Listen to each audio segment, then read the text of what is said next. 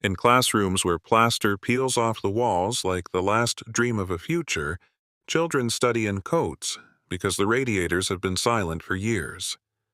A teacher, her hands trembling from cold and exhaustion, writes on the board with chalk that crumbles like her hope for a better tomorrow. On desks, scarred and cracked, lie notebooks stitched with wire because staples ran out long ago and paper comes from home in wrinkled bags. Children stare out the window where fog replaces light, and beyond it lies a village the school bus hasn't reached in weeks for lack of fuel. In the hallway, the smell of dampness mixes with dust, and the drip from the ceiling beats the rhythm of lessons and quiet resignation. Each child carries more than books in their bag, the weight of grown-ups' fatigue who no longer have the strength to promise anything. In the teacher's room, a thermos of cold tea stands like a relic of better times while voices drop to whispers to hide despair. When darkness falls, the school looks like an abandoned house where the echo of laughter turned into the quiet sob of lost meaning.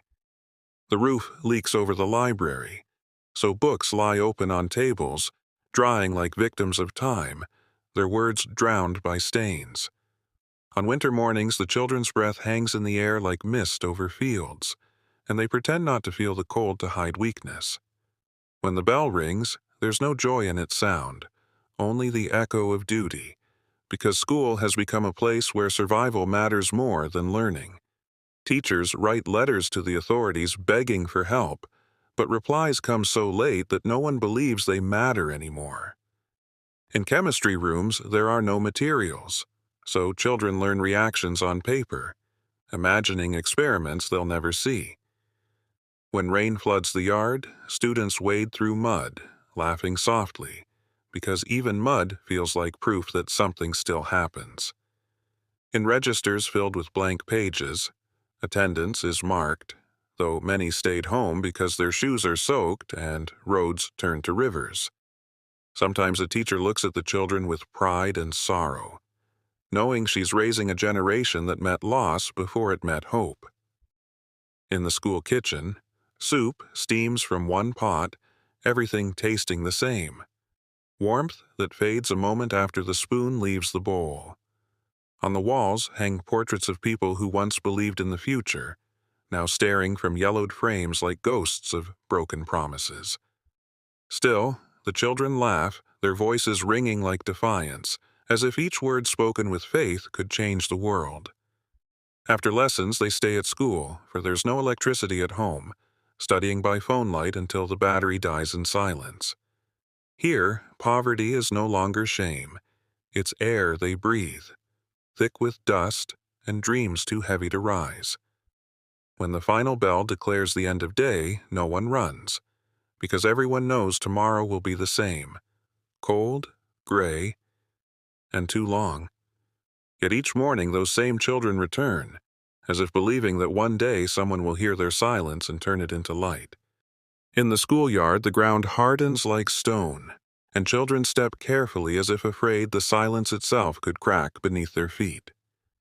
Inside the classrooms, the creak of old desks and the shallow breaths of students fill the air thicker than the lessons they try to follow. On the walls hang faded maps, their colors drained like old memories, their borders meaningless to those who have stopped believing in them. The teacher grinds the chalk to dust, each fragment another day of survival, another quiet act of resistance against despair. Children write with trembling hands stiff from cold, each letter an effort, each word a fragile attempt to hold on to normal life. In the corner stands the black stovepipe, hollow and waiting, like a monument to warmth that will never return again. When the power goes out, the glow of phones paints trembling shadows on the walls, ghosts of their own unfinished dreams. During breaks, no one runs, shoes soaked and floors slick with water dripping endlessly from the wounded ceiling above. The teacher looks at the children and sees in their eyes something he lost long ago, a quiet belief that kindness still exists. In the cupboards lie scraps of old textbooks, pages glued by moisture, words blurred like voices drowned by too many winters. When it rains, children draw with their fingers on the cold glass, sketching houses they will never see except in their imagination. The school bell no longer sings of freedom, only hums with the hollow tone of duty, a sound that keeps the day moving through fatigue. Among the cracked walls floats the echo of lessons about values that reality erased long before they could be learned. Sometimes a child asks about the future, and the teacher answers with a smile, because real words would crumble in his throat. On the field where laughter once bloomed, weeds have taken root, and the rusty goals stand like memories of victories long forgotten. Everything is missing here except courage. The courage of those who still come, fighting oblivion simply by showing up each morning.